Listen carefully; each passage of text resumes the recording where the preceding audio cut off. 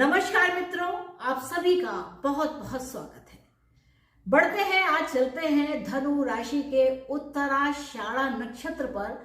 और धनु राशि का जो उत्तराषाढ़ा नक्षत्र है उसका सिर्फ एक पद इस धनु राशि के अंतर्गत आता है। यानी कि धनु जो राशि है वह अपने आप में गुरु के समान है, गुरु इसके स्वामित्व करते हैं। और इस उत्तराषाढ़ा नक्षत्र को सूर्य नियंत्रित करते हैं। तो यहाँ पर क्या है, ये विशेषता हो जाती है।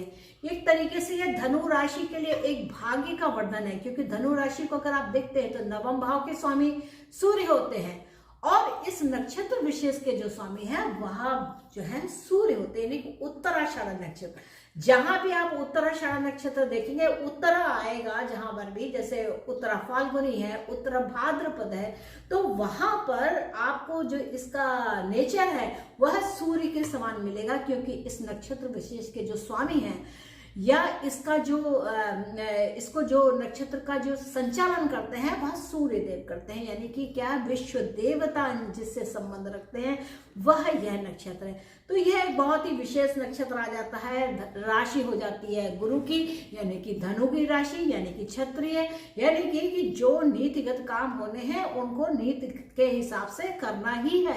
तो यह इस राशि का स्वभाव हो जाता है जब वह इस नक्षत्र विशेष में आते हैं। तो ये जो उत्तराषाढ़ा नक्षत्र है यह क्या, विश्व देवों से संबंध रखता है। और इसका जो सिंबल है वह क्या है, प्लैंक्स ऑफ बेड, इस प्रकार। और इसमें अगर हम योनि की बात करें तो यहाँ पर मंगूस आ जाता है। और इस नक्षत्र विशेष का जो काम है, यानी कि इस नक्षत्र विशेष का जो मोटिवेशन है वह क्या, मोक्ष की प्राप्ति करना।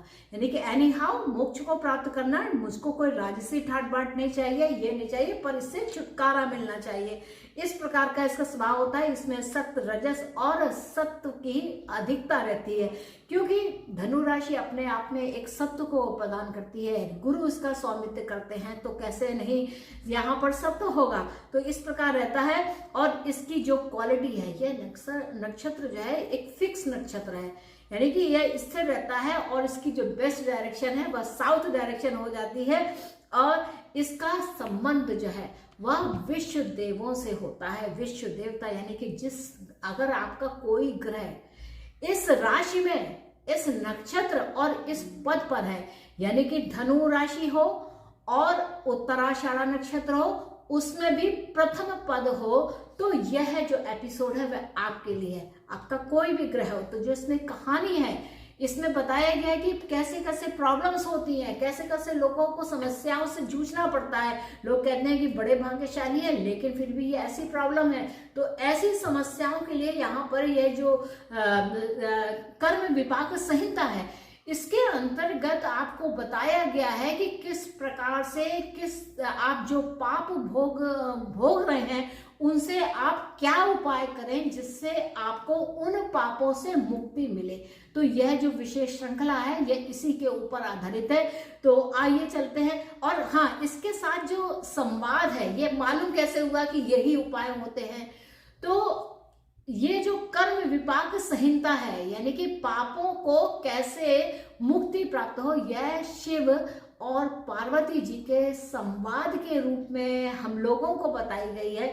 इसमें शिव जी पार्वती जी को संवाद के द्वारा बता रहे हैं कि देखिए, विशालाक्षी, विशाल नयनों वाली मेरी पार्वती, यहाँ पर जो लोग पाप कर्म करते हैं तो उनकी मुक्ति के यह सटीक और सही उपाय है।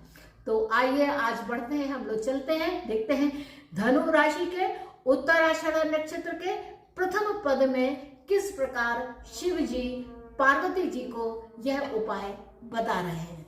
तो शिव जी यहाँ पर बता रहे हैं कि हे वरानने, एक श्वेत पर्व नामक एक महातीर्थ रामपुरी होता है। उसमें एक कान्यकुब्ज ब्राह्मण निवास करता था। वह अश्व आदि का व्यापार करता था, उसके चमड़े का व्यापार करता था, वृक्ष आदि के जो चर्म होते थे उनको खरीदता था और बेचता था। साथ ही साथ वो एक काम और भी करता था वो कान्यकुब्ज ब्राह्मण। अब आप यहाँ समझिएगा कि भगवान शिव ने किस प्रकार से इस चरित्र को बताया है कि लोग कैसा पाप कर लेते हैं और उन पापों की क्या सजा होती है। तो साथ साथ वो क्या करता था, वो जुआ खेलता था, वैश्यागमन करता था, परस्त्री गमन भी करता था, मदिरा पान आदि भी करता था। अब कान्यकुब्ज ब्राह्मण है तो ब्राह्मण शब्द आते ही आपको वह ब्रह्म कार्य करने चाहिए, लेकिन यहाँ क्या हुआ कि ब्रह्म कार्य ना करके आपने चमड़े का काम किया, चमड़े का व्यापार किया। चमड़ा क्या है, अगर जानवर को काट पीट करके कुछ लोग उसका भक्षण कर लेते हैं और कुछ उसकी चमड़ी को बेच लेते हैं। तो इस प्रकार ये चर्म का जो व्यापार किया, यानी कि जूते चप्पल का इस तरीके से उनका प्रयोग होता बाद में। और इसके साथ साथ आप ऐसे बुरे काम भी कर रहे हैं, तो वो इस तरीके का काम करता था। लेकिन चलो जीवन है, चलता रहा। एक बार क्या हुआ कि जब उसकी मृत्यु हुई, मृत्यु होने पर यमराज ने उनके इन कर्मों को देख करके उनको दारुण नामक एक नरक में डाल दिया। अब दारुण नमक है कि बड़ा दुख, बड़ी परेशानी, दारुण एकदम बहुत ही ज्यादा कष्टमय एक नरक है। इस जो जैसे नरक और स्वर्ग की बात कही जाती है, तो इस बात को समझिएगा कि स्वर्ग और नरक आप इस जीवन में इसको जीते हुए ही पाते हैं। वही घर, वही बात एक स्वर्ग की हो सकती है, वही घर, वही बात एक नर्क की हो सकती है। यानी कि अगर आपके जीवन में कलह है, अपमान है, आप बहुत ज्यादा ग्रसित हैं, आप रोगों से ग्रसित हैं, तो वह एक नरक है। और वही आप अगर खुशहाल हैं, एक अच्छी जिंदगी जी रहे हैं, तो वह स्वर्ग है। आप अच्छी अच्छी बातें करते हैं, कोई गाली नहीं होती है, कोई आपको हर्ट नहीं करता है, तो यह स्वर्ग की बात है। यानी कि स्वर्ग का सुख और आनंद भोग रहे होते हैं। और नरक क्या है, यही चीजें, वही व्यक्ति, वही बात, वही सब कुछ नरक में तब्दील हो जाती है। यानी कि जब आपके घर में कलह होने लगे, आपके घर में बीमारियां आकर के वास करने लगे, आपको आपका चित्त और सुख चैन खत्म हो जाए, तो वह नरक हो जाता है। तो जीवन में जो कहा जाता है कि जो स्वर्ग और नरक है, वह आप अपने जीवन में जीते हुए ही महसूस करते हैं। तो इस प्रकार जब यमदूतों ने उस ब्राह्मण को, जो कान्यकुब्ज ब्राह्मण था, उसको उन्होंने दारुण नामक एक नरक में डाल दिया। अब क्या हुआ, इस प्रकार ये अपने दुखों को भोगता हुआ 60,000 वर्ष बीत गए। अब क्या हुआ, जब 60,000 वर्ष बीत गए, तब उसको वानर की योनि प्राप्त हुई, और इसके बाद गधे की योनि मिली, फिर घोड़े की योनि, यानी कि उसने जितने जितने लोगों की चर्म उधेड़ करके या उनका व्यापार करके उसका वह भागीदार बना था, तो उसको वही योनियां प्राप्त हुई। अब चूंकि उसने कुछ, क्योंकि जन्म से तो वह जो तीर्थ में रहता था, रामपुरी नामक तीर्थ में रहता था, तो उसका भी एक पुण्य प्रताप था। तो वहां पर क्या हुआ कि उसके बाद इन जब नरकों को झेलते हुए या इन योनियों को जब क्रॉस करता हुआ, इन योनियों का भोगता हुआ, जब वह उसके ये सब समाप्त हुआ, तब वैसे मनुष्य की योनि प्राप्त हुई। अब क्या हुआ कि जब उसको मनुष्य की योनि प्राप्त हुई, तो धन धान्य से युक्त हुआ, लेकिन रोगी हुआ, पुत्र से रहित हुआ, और दैव योग से पुत्र भी पैदा हो गया। फिर एक बार पुत्र भी, लेकिन क्या हो गया कि उसका जो पुत्र था वह शीघ्र ही मर गया, और उसको कन्या संतति भी प्राप्त हुई। अब कन्या की बात क्या है कि कन्या संतति जब होती है, तो कहा जाता है कि यह एक दूसरे की धरोहर है। ऐसा कान्यकुब्ज ब्राह्मण बहुत कहते हैं कि यह तो पराये घर की है। जबकि आप उस बात को समझे, उस भाव को समझे, तो संतति तो यह आपकी ही है। तो आप उसका किस प्रकार से भाव रखते हैं। हालांकि अब व्यवस्था बदल रही है, लोगों के अंदर यह बदलाव आ रहे हैं, लेकिन पहले क्या होता था कि कन्या हुई तो पहले ही ये हो गया कि ये तो दूसरे के घर चली जानी है, दूसरे की चीज है। जबकि जन्म आपने दिया है, आपके प्रयासों से कन्या की संतति की उत्पत्ति हुई है, लेकिन ऐसा भाव नहीं रखते हैं। तो हम जो समाज में जो चीजें चल रही है, मैं उसको भी लाने का प्रयास करती हूँ कि लोगों की भावना कैसी होती है। अब क्या हुआ कि कन्या संतति प्राप्त हुई, और उसकी जो पत्नी थी, जो पूर्व जन्म में, यानी कि जब वह रामपुरी में रहता था और श्वेत पर्व में था, तो जो उसकी स्त्री थी वही स्त्री इसको पुनः प्राप्त हुई। अब क्या है, यह जो स्त्री थी वह बहुत ही व्यभिचारिणी स्त्री थी, पर स्त्री गमन होता था और वह भी पर पुरुष गमन किया करती थी। अब इसके बाद क्या है, इसके उपाय बताते हैं। तो शिव जी पार्वती जी से कहते हैं कि हे देवेशी, अपने घर का छठा भाग धर्मार्थ में खर्च करें, यानी कि धर्म कर्म के जब भी आप कोई काम हो, आप कहीं पर, जैसे पंजाबीज हैं वो कहते हैं कि हम लंगर लगाते हैं, तो आप इस तरीके से भोजन की व्यवस्था कराएं, धर्मशाले बनवाएं, कुएं, तालाब, बागड़ी आदि का निर्माण करें, फलों का दान करें, पुष्पों का दान करें, पुष्पों का विधिवत श्रृंगार कराएं। इस प्रकार से जब आप करते हैं, यानी कि धर्म के कार्यों में, जिसमें आप ये ना रखें कि देखो अब वो काम हमने किया, तो इस प्रकार का भाव ना होते हुए जब आप धन का, अपने कुल धन का छठा भाग धर्म के लिए खर्च करते हैं, तो आपको यहाँ पर पुण्य प्राप्त होते हैं। और यहाँ पर एक कहानी का पार्ट और भी है। ये तो बात थी कि जो कहानी का मर्म था वह था कि वह स्वयं चर्मकार था, ब्राह्मण होते हुए, ब्राह्मण उसे होना चाहिए था, ब्राह्मण के कर्म करने चाहिए थे, लेकिन वह चर्मकार का काम कर रहा था, यानी कि किसी पशु की हत्या होती थी तब आप उसकी चमड़ी निकालते थे और उसका व्यापार करते थे, इस प्रकार करता। लेकिन उसने एक काम और भी किया था। वह क्या किया था कि उसका जो छोटा भाई था, उस छोटे भाई को उन्होंने क्या किया कि तलवार से हत्या कर दी या करवा दी, यानी कि अपने भाई के साथ अच्छा व्यवहार नहीं किया। तो आपको यहाँ पर कर्म, पूर्व जन्म के कर्म का कष्ट प्राप्त होता है। तो इसके लिए शिव जी ने बताया कि गायत्री मूल मंत्र का 5 लाख जप करें। तो यहाँ पर इस बात को समझिएगा कि भाई के साथ भी धोखा नहीं देना है, क्योंकि अगर आप ये धोखा देते हैं तो आपको आज नहीं तो कल यह कष्ट भोगना ही भोगना है। यानी कि आपके घर में रोग सदा के लिए रह सकते हैं, आपको दारुण नामक नरक प्राप्त हो सकता है, आप संतान से दुखी रह सकते हैं। इस प्रकार की बातें यहाँ पर आती हैं। और इसके साथ उन्होंने कहा कि विद्वान से जप कराएं और नित्य गोविंद का कीर्तन करें तथा खट कुंड बनवाकर उसमें हवन करें। तो इस प्रकार से यहाँ पर काम करें। आप कृष्ण का भजन कर सकते हैं, आप गोविंद का भजन कर सकते हैं, आप गायत्री मंत्र का 5 लाख जप कर सकते हैं। जब स्वयं करते हैं तो ये सबसे अच्छा है, किसी से कराने की क्या आवश्यकता है। जब आप करेंगे तो इसका फल तो आपको ही मिलना है। इसके बाद उन्होंने कहा, हे विशालाक्षी, घी तिल युक्त खीर इससे हवन करावे और 10 वर्ण वाली गौओं का दान करें। तो इस प्रकार यह काम करने से आपको निश्चित तौर से जो कष्ट हैं आपके, उनसे मुक्ति मिलेगी। इसके बाद उन्होंने कहा कि भूमि दानम ततो दच्छा छायानम विशेषता भ्रातुश्रया कृंति कृत्वा रौप्येण वरानने।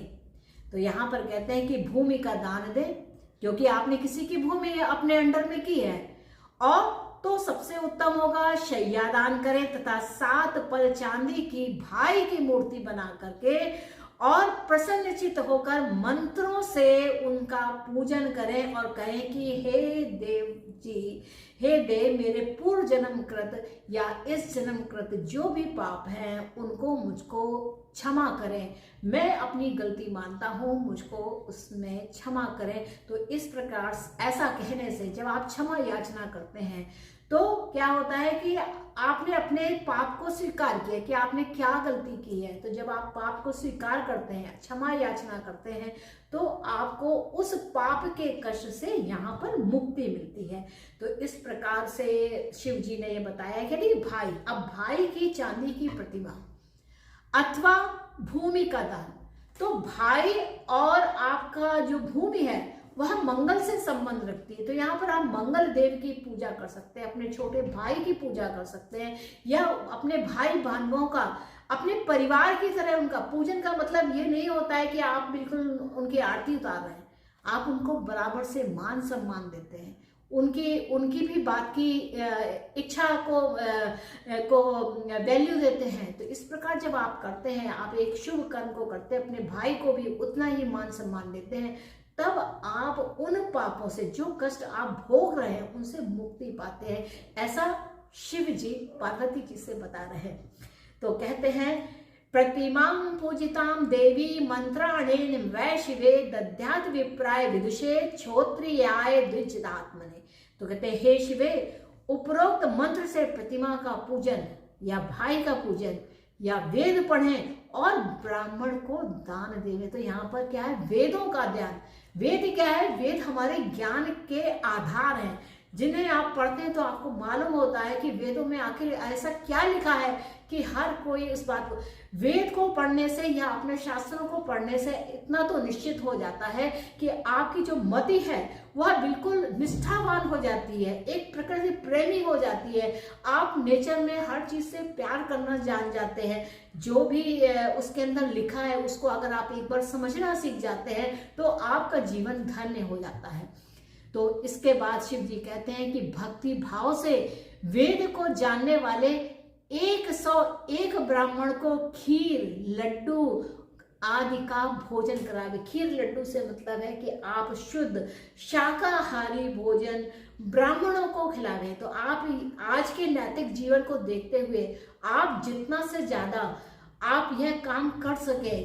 खीर और लड्डू से मतलब है अच्छा स्वस्थ और सुपाच्य भोजन, मांस मदिरा आदि नहीं, यह इसके अंतर्गत नहीं आता है। जब आप शुद्ध शाकाहारी और स्वच्छ और शुद्ध भोजन आप किन्हीं भी ब्राह्मणों को खिलाते हैं, उनका मान सम्मान करते हैं, उनको वेद अर्पण करते हैं, स्वयं भी वेद लेते हैं, वेद पढ़ते हैं, उनको समझते हैं, तो आपके पापों का या आप जो दुख या कष्ट भोग रहे होते हैं या जो दारू नामक जो नरक है उसे भोग रहे होते हैं, उससे मुक्ति मिलती है। और इसमें क्या है, जिसके संतान ना भी हो रही हो उन्हें भी संतति प्राप्ति होती है, इसमें कोई भी संदेह नहीं है।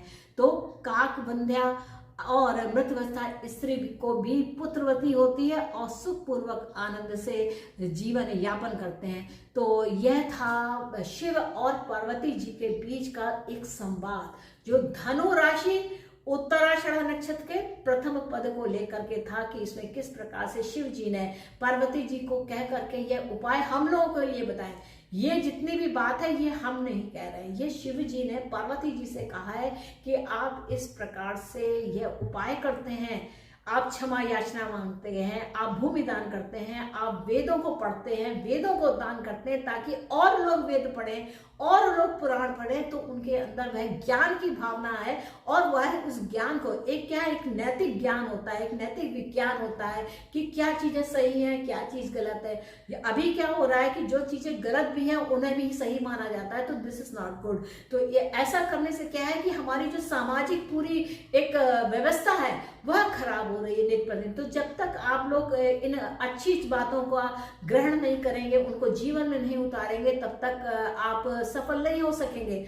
और अच्छी बातें कैसे आएंगी, जब आप वेद पढ़ेंगे। आप किसी की बात मत मानिए, आप जाइए मार्केट में जाइए, वेद उपलब्ध हैं, जो भी थे हमारे लोगों ने संग्रह किए उनको जाइए पढ़िए, देखिए, गीता प्रेस गोरखपुर में देखिए, सभी प्रकार की चीजें आपको मिल जाएंगी। आप बहुत पैसे मत खर्च कीजिए, थोड़े पैसे खर्च कीजिए और उन वेदों को ला करके आप पढ़िए। 1 पेज 2 पेज, 1 श्लोक भी अगर आप पढ़ते हैं तो आपके मन के अंदर एक विशेष प्रकार की शक्ति आती है, जिससे कि आपका जीवन जो है वह बहुत ही सफल होने वाला है। तो मित्रों, ये था धनु राशि उत्तराषाढ़ नक्षत्र के प्रथम चरण को लेकर के शिव और पार्वती जी के बीच का संवाद। आशा है कि आपको मेरा यह एपिसोड अच्छा लगा होगा और आपने मेरे इस एपिसोड को अगर एंजॉय किया है तो कृपया इस चैनल को सब्सक्राइब करें, और अभी तक आपने सब्सक्राइब नहीं किया है तो जरूर सब्सक्राइब कीजिए इस चैनल को, और इस एपिसोड को लाइक कीजिए और शेयर करना तो बिल्कुल मत भूलिएगा, क्योंकि अगर शेयर करेंगे तभी तो मेरी बात या ये जो भगवान ने जो बात कही है वह लोगों तक पहुंचेगी। तो मित्रों, मुझको आज्ञा दीजिए, मिलते हैं नेक्स्ट एपिसोड में किसी और सुंदर विषय के साथ। तब तक के लिए नमस्ते।